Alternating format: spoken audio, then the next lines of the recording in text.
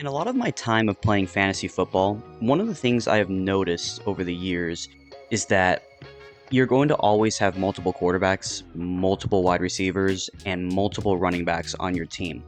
Generally, defenses and kickers are the ones that you could just really have one position while you high stack other positions. But then there are those times where the tight end position is also treated in similar manner, which makes no sense because obviously tight ends can go get you a lot of points, they can rack up a lot of yards, a lot of touchdowns, and it's weird how many teams also just do not prioritizing having a good depth from the tight end position. So, looking through this list, as I've had my time to kind of determine who I'd have as my top 20, in today's episode, we are going to be ranking the top 20 tight ends going into next year for fantasy football. And based on standard scoring, I've made a number where I think they're going to make throughout the season, how many fantasy points they're going to do. And we're going to be doing it based on that projection of where I think they're going to be statistically. So I hope you guys are ready. This is kind of going to be an interesting way of formatting because I was kind of wanting to lean into the tier list, but then I realized the top 20, top whatever format is a lot better for a list like this. So throughout the week, you've obviously seen shorts. You've obviously seen where certain tight ends have met in the top 5 statistics of last year. So with all of this information, we are going to discuss the top 20 tight ends for fantasy football in 2025. I hope you guys are ready. I'm back from a brief break. Obviously, this is a new setup that I'm in, and I have some ideas that I want to perform, but it may take a little bit, so we'll see. Anyways, hope you guys are ready. Let's get started.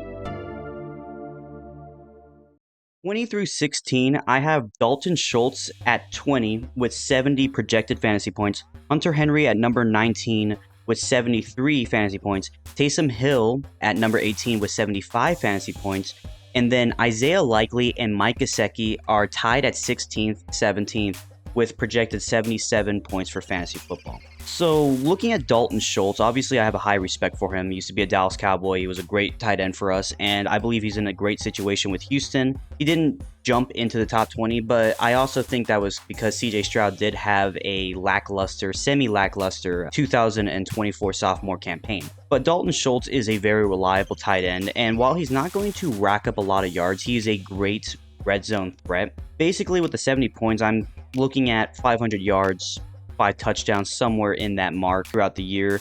I don't think he is going to ever be a full-time starter, but he is somebody who maybe a game, maybe if you had to put him in because your tight end's on bye, he's a pretty good option. Hunter Henry is going into his second year with New England under quarterback Drake May, and now that Drake May has Stephon Diggs, I think Hunter Henry will also be able to share a lot of that load, roughly around the same points, maybe even more touchdowns than Dalton Schultz. And obviously, New England, they wanted to keep him. He's very valuable on that offense. An offense that is struggling but is looking for an identity. Taysom Hill is very interesting. Obviously, most people know Taysom Hill as the quarterback that plays the tight end position for fantasy football. But because of Taysom Hill's ability to get points, not just from being at the pure tight end position, but also being able to get points from rushing. If you saw my stats, he led basically every tight end rushing stat with the most rush carries with 39, 278 rushing yards, 6 touchdowns on the ground, because most of the time he's probably doing that from the flex quarterback position, but you can get away with it on fantasy from the tight end position because he's listed as a tight end.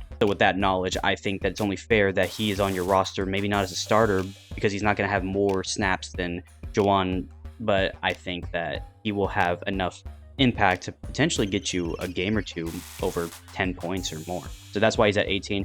And then Likely and Gesicki, starting with Likely, first of all, he's the second tight end behind Mark Andrews, but I'm pretty sure he's going to jump Andrews soon. Not this year, maybe second year, but he was also top 20 in fantasy last year, and he's practically going to be the main target for Lamar Jackson because Lamar, it's more of a rush attack, but the tight end position has always been very valuable for Lamar since he's been the Ravens quarterback. So I think Likely is going to jump into a big role soon. And then Mike Gesicki at the number 17 spot, well, tied really. He has Joe Burrow as his quarterback. That's enough to be said. I think that Gesicki has had a good career with the Dolphins. Obviously, he had to be sent to the Patriots for a year, and then he came to Cincinnati. I think the Bengals should use him more, and I think they will. Obviously, Jamar Chase and T. Higgins are going to carry that team from a passing perspective, but Gesicki is a nice target to have in the red zone. So I would say that's why he's in my top 20.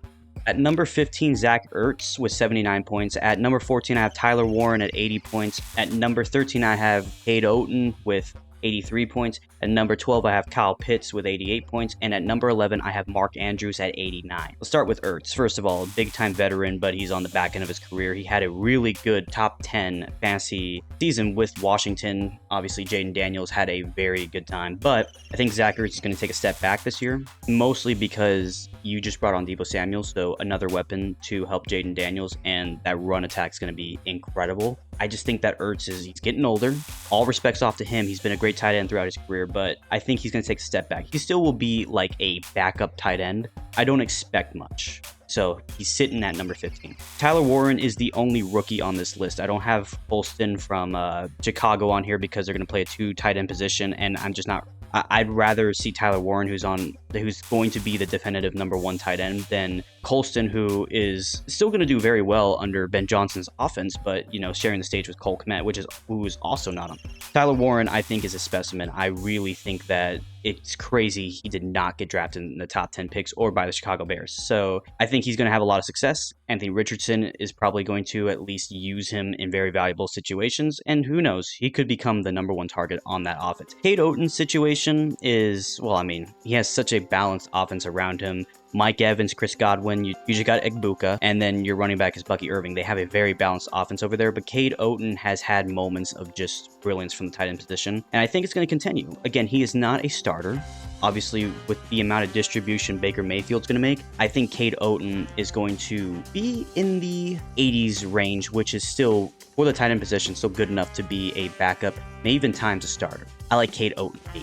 And you have Kyle Pitts at 88 points. Look, I understand that Pitts may have just taken a step upwards just a little bit because of Kirk Cousins, but you also have to take into account he's probably not going to be starting. It's going to be Michael Penix. Now, Penix should use Kyle Pitts a lot because, I view the young rookie quarterbacks as wanting to lean on the security blanket that is the tight end position. Because of that, I think Kyle Pitts would be great in that position. And he's explosive enough to get you a lot of fantasy points. It's just he has not put it together. He has had a lot of skill and has still not put up the type of numbers a tight end should make. That's why I'm not putting him in the top 10 like I have a few seasons. And then lastly, Mark Andrews. Now, this is going to come as a shock because Mark Andrews was, number 5 on fantasy? He was a top 5 tight end. He had 11 touchdowns, led the league in touchdowns. Now, he only had around 600 receiving yards. The reason why is I think Mark Andrews, judging by how I viewed him last season, I think he is on his way out. I personally think Isaiah Likely is going to take the reins, and he will end up becoming the number 1 tight end, and Mark Andrews may be the number 2 or cut. I think this is like Andrews, one of his last 2 seasons with the Ravens. That's just my personal opinion. So I think Andrews is going to go down a little bit. Likely's numbers are going to go up. And because of that, I view this position for Mark Andrews not being in the top 10 this time around. Let's go ahead and get controversial here. At number 10, I have Travis Kelce with 98 points. Number 9, I have TJ Hawkinson with 100. At number 8, I have Pat Freiermuth at 103. Number 7, I have Tucker Kraft at 105, and at number 6, I have David Njoku at 106 fantasy points. Let's start with Travis Kelce because why is he so? Travis Kelce has been consistently one of the best tight ends in football, arguably the best tight end no matter what. But as you can tell, it's pretty obvious he is on his last leg. Not because he can't play, but I don't think he's interested enough to play. He said this could be his last year. He had to take a really long time to think about whether he'd come back or not. And Kelce, he's very accomplished, don't get me wrong. But last season was one of the years he did not cross over 1,000 receiving yards. Touchdowns were still fairly nice, but it wasn't top 5 for sure. So Travis Kelce, I think, is going to take a step back. He's still going to get a lot of points. 98 is a lot for a tight end, don't get me wrong. I think Kelce will still be a really good option, but you also have to take into account Patrick Mahomes has not been stellar as a fantasy quarterback, and eventually it's going to hit to Travis Kelce, and plus there's just a lot more wide receivers now. Kansas City's really built its core pretty young. Obviously, they drafted in the first round last year, and I believe that there's going to be less for him to do, but he's always going to be a great option. I just don't see him replicating some of the statistics he was able to do a couple of seasons ago, over 1,000 yards and at times over 10 touchdowns. That's why Travis Kelce is at number 10. Plus, he was number 9 last year in fantasy. So that kind of justifying his position. TJ Hawkinson only played 10 games last year. Now, Hawkinson is not somebody who puts up the most stellar stats, but he is also somebody who is a very well-respected tight end, very talented. I think the Lions, they got really lucky getting Sam Laporta. If they didn't, I would have thought that the move to put Hawkinson on the Vikings was a very bad move. Hawkinson is going to be on a very balanced offense with a really young quarterback, which is why I give him the nod. I think as a security blanket, JJ McCarthy will use him very well because I think McCarthy will start. Obviously, Aaron Rodgers signed with the Pittsburgh Steelers. There's not going to be a Vikings controversial quarterback position there. So Hawkinson will probably get a lot more touches this year. Not too much. I think he's going to get valuable touches. Obviously, Justin Jefferson is going to be the guy there. But I think Hawkinson, if he plays a full season, he's going to give you a lot of points, a lot of good stats. So that's why he's in top 10. Pat Freiermuth, again, I just kind of alluded to this. Aaron Rodgers was just signed by the Steelers. He's going to start, of course. And overall, that's great for Pat Freiermuth. I think that he is going to be one of the better tight ends that Rodgers has played with throughout his career. I think Freiermuth's a very consistent top 10 tight end. Obviously doesn't get talked about enough because George Pickens was there, but Pat is going to get around 103 points. I think he's going to have close to 10 touchdowns. I think Rodgers will really use him well. I don't think he's going to have the most yards. I think that's DK Metcalf for sure. Still valuable. I would still say top 10. Number 7, I have Tucker Kraft of Green Bay. He has been slowly rising. He's not as quick to rising in popularity as a Brock Bowers, a Trey McBride, or a Sam Laporta, but Tucker Kraft has been silently putting in the work. And on a balanced offense like Green Bay, where there's not a definitive number 1, he has a really good opportunity to lead certain statistics for the Packers. And because of that, I think he's very valuable to be the number 7 tight end on my list. And then number 6 is David Njoku. Who is his quarterback going to be? Who knows? But he is still a very talented tight end for Cleveland, and he's constantly up. I mean, this guy is a workhorse on a dying offense. So I believe he will just be slightly outside of the top 5. Coming in at the number 5 spot, we have Jonnu Smith, the Miami Dolphins tight end. And I project he's going to have 117 fantasy points. The Dolphins offense is a high-powered offense under Tua. And with Tyreek Hill looking like he's probably going to stay, you have Jalen Waddle and Devon Achane, who's going to be a top 10 running back this year. I think that Jonnu has a really good opportunity to get up there in yards. I would say 800 to 900 receiving yards and maybe 10 touchdowns is where I'd see that, which is very close to the 117 mark. And I think that even though he's not the flashiest name in this top 5, one of the more reliable. I used to hate on him because I didn't understand how the tight end position worked in Miami because of all those receivers. After studying a little bit, I was wrong. Jonnu Smith is very respectable as a tight end. So overall, I think that he is going to be number 5, and most teams will have him as a full-time starter because he has a really talented quarterback if he can stay healthy.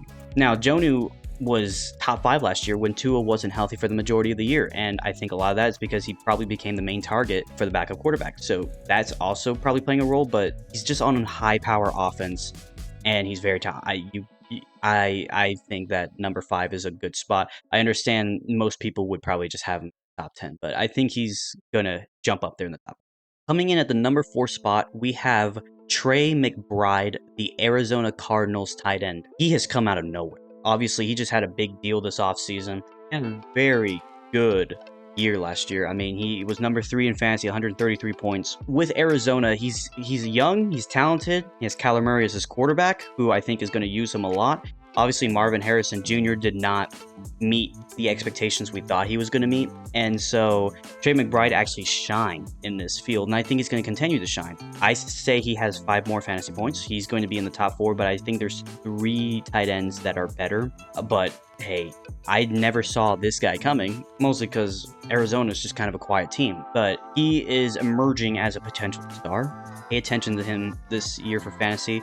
I'm going to try to take a look at him. Obviously, my league's a little different.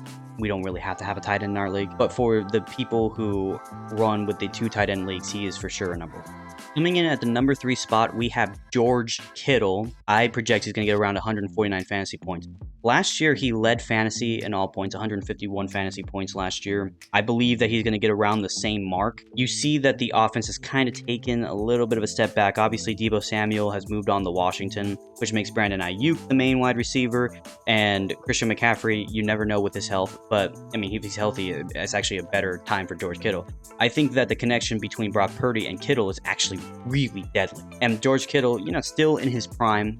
He's going to put up a lot of points. I just think that you got two young tight ends I have not said yet that are going to explode this year. And it's really hard for me to think that Kittle is going to stay at the direct top for much longer. And I think this year you're going to see a lot of the newer and younger generation taking over. Coming in at the number 2 spot, we have Sam Laporta, the Detroit Lions tight end with 151 fantasy points. In 2023, he was the number 1 tight end with 144 fantasy points throughout the year, which was like roughly 16 points more than number 2 is George Kittle. Again, very high in the tight end rankings list. Sam Laporta is just on a really good offense. Now, is he going to take a step back because Ben Johnson's gone? I don't know, and I don't really think so because Dan Campbell is a genius at the head coach position. Very aggressive, and they use Sam Laporta in really good ways. Keep the health up. He's arguably someone you can say could be number 1.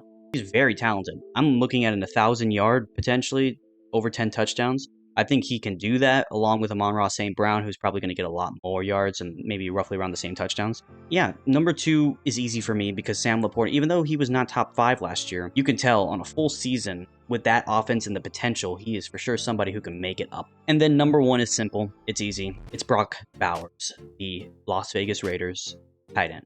He's practically that entire offense. I project he's going to get 168 fantasy points, which is huge, by the way. I just think that there are no wide receivers on that offense that I would say are worth anything. He's lucky now that a lot of the shift is going to be to the running back position now that you have Ashton Genty there, and now you have Geno Smith as your quarterback. Brock Bowers' ceiling is humongous. What they thought Kyle Pitts was going to be is what Brock Bowers is most likely going to end as. He is extremely tough. And he's on an offense who they don't even have a bad depth at the tight end position. I mean, Michael Mayer is a very respectable tight end behind Brock Bowers, but Bowers is just so much better. Bowers is powerful, and I think that overall, it's going to be hard for me not to see this guy coming out. I mean, last year he led in receptions and receiving yards. He just didn't have the touchdowns to go along with it. He's for sure going to get the touchdowns. I think he's going to get around 10 touchdowns this year, and if he continues to increase in receiving yards, going over 1,200 is where I think he can end up. He might be somebody's number 1 target. Yeah, he's up there with potentially being like a Travis Kelce on some teams, maybe even a Rob Gronkowski. Maybe not this year, but he's getting to that point, and I wouldn't doubt if he made it there. Number 1 on my list is Brock Bowers, and that one's not even hard. And guess what? He's in his sophomore year. He has a lot of years ahead of him. If you're a Raiders fan, be excited. If you're a fantasy nut, he's probably the tight end you want to start gravitating towards. It's a pocket full of sunshine in Las Vegas.